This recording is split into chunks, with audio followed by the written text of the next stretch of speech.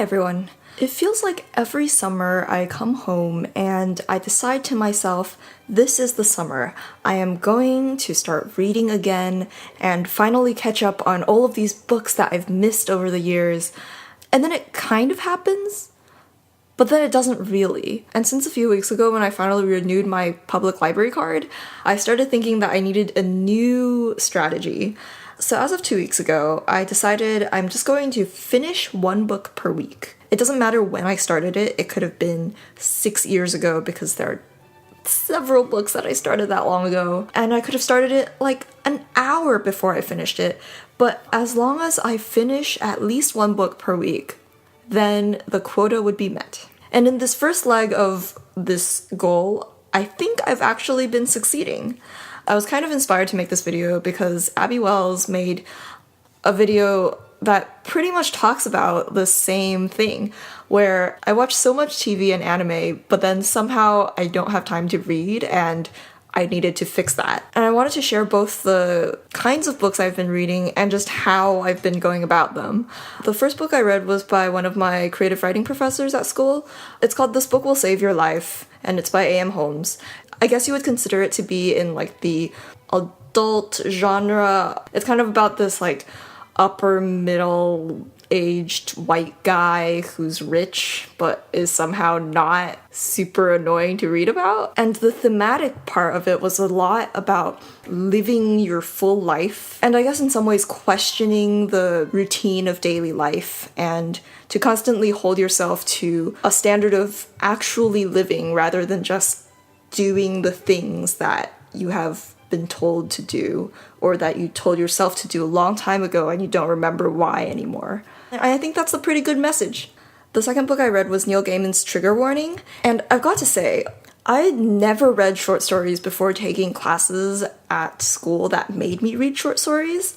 And since then, I have grown to really like the idea of short story collections, because you don't need to just constantly be inside this one world. And when you leave for too long, you don't feel bad about having to pick up the book again and then be like, oh no, where did I leave off? What was happening to these characters that I care about but I kind of forgot about?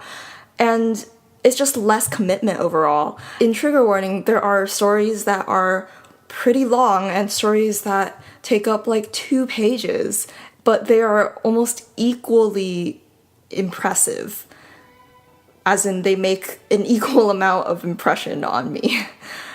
It's kind of creepy, but also just magical, and I really enjoyed it. And the third book I read was actually a middle grader book by Ali Benjamin. It's called The Thing About Jellyfish, and it's just this really pure look at grief, which is a weird thing to say.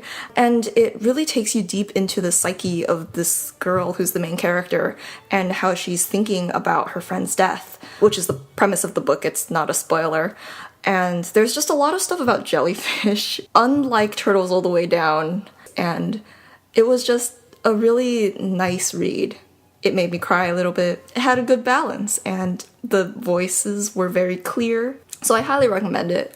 I read it actually because I've started tutoring the 7th grader who needs to read more, so yeah, I'm glad that I've been able to kind of expose myself to more and different types of writing. It's really easy to get out of a habit of reading, and so much harder to get into a kind of pace with reading actual books and finishing them. And if you have any suggestions for books I should read, please let me know in the doobly-doo.